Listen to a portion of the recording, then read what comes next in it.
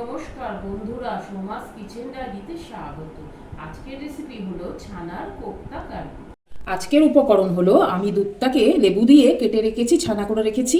লাগছে 1 চামচ গোটা জিরে, 4টে কাঁচা লঙ্কা, কিছুটা আদার কুচি, একটা গোটা টমেটো আর একটা গোটা আলু ডুমো ডুমো করে কেটে রেখেছি। আর লাগছে বেসন, আমি আগে থেকেই অল্প করে দিয়ে দিচ্ছি ছানার ওপরে। তারপরে লাগছে একটু হলুদ, এরপরে লাগছে একটু নুন, খুব অল্প নুন, তারপরে দিচ্ছি অল্প একটু চিনি দিয়ে আমি ভালো করে এটাকে মেখে নেব।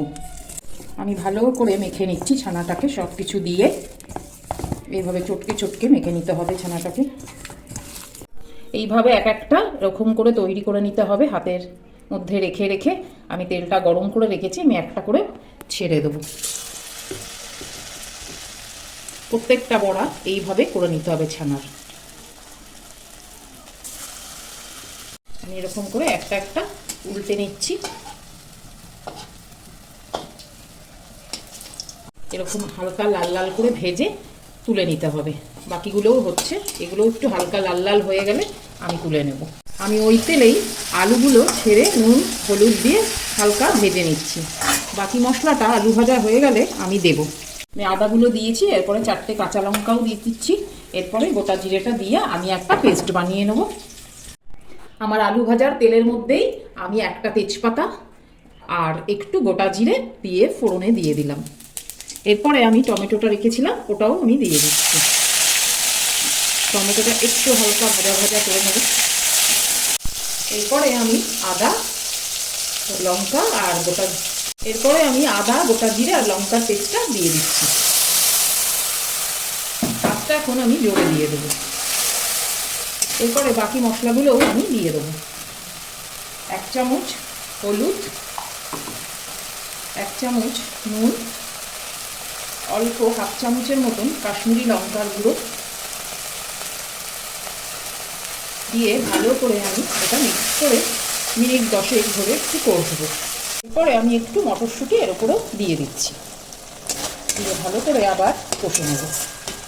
মশলাটা ভালো করে কষে গেছে, তেল ছেড়ে গেছে। এরপরে আমি 1 চামচ চিনি দিয়ে দেবো।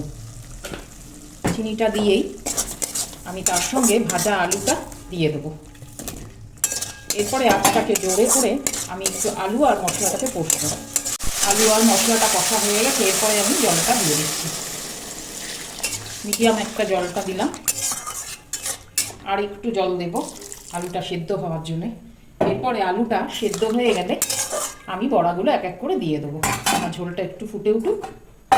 ঝোলটা ফুটে গেছে, এরপরে আমি ঢাকা দিয়ে দিচ্ছি। আমি মিনিট 10 মতন রাখবো, আলুটা সেদ্ধ হয়ে গেলেই আমি নামিয়ে দেবো। 10 মিনিট হয়ে গেছে, আমি ঢাকাটা খুলে দিচ্ছি। আলুগুলো আমার সেদ্ধ হয়ে গেছে।